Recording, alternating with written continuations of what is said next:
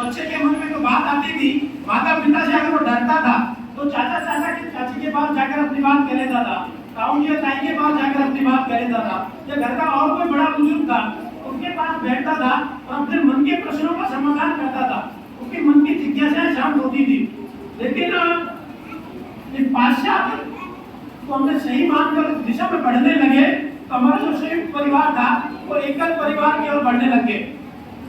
जब से हम एकल परिवार में आए, माता पिता दोनों काम काजी हो गए, दोनों व्यवसाय करते हैं, नौकरी करते हैं, तो बच्चों को उतना ध्यान नहीं दे पाते। एक नया कंसेप्ट निकल कर आया डे बोर्डिंग स्कूल का।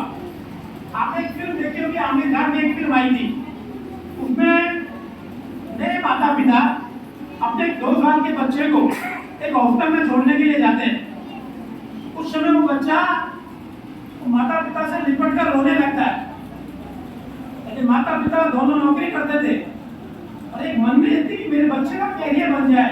उस कैरियर की होड़ में वो बच्चे को हॉस्टल में छोड़कर आते हैं। बच्चा रोता है लेकिन उसके बावजूद भी छोड़ देते हैं। बच्चा रोता हुआ ये कहता है कि मेरा ये जो समय है, घर परिवार के साथ रहने का समय, घर परिवार के बारे में समझने का समय, लेकिन माता पिता उस चीज को दरकिनार कर देते हैं।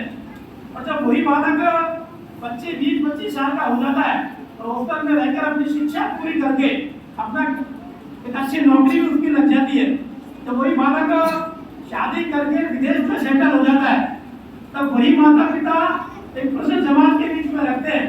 समाज में तो बैठते तो चर्चा करते हैं कि हमारा बालक तो बाहर रहने लगे, आपको छोड़कर चला गया। तो इसमें नन्हे मुन्ने बच्चों का दोष नहीं है। जिस समय उस बच्चे को माता पिता की आवश्यकता थी, उस बच्चे को घर परिवार के संस्कार किस प्रकार मिल सकते हैं, उस चीज की आवश्यकता थी, तब तो आप लोगों ने उस बच्चे को हॉस्टल के अंदर डाल दिया। और जब आप लोगों को बच्चे की आवश्यकता हुई बुढ़ापे के अंदर, तब आप अपेक्षा करते हैं कि वो बालक आपके साथ रहे। ये कदापि संभव नहीं है, क्योंकि तो बालक ने अपने जीवन का वो समय जब वो सीखने का समय होता है, तो तब आपने उसको साथ रखा नहीं, तब आपने परिवार का महत्व उसे समझाया नहीं। तो वहाँ वो हॉस्टल के अंदर हॉस्टल वार्डन ने या वहाँ के अध्यापकों ने जिस प्रकार का संस्कार उसके मन में डाला, वही संस्कार को लेकर वो जीवन जीने निकल पड़ा।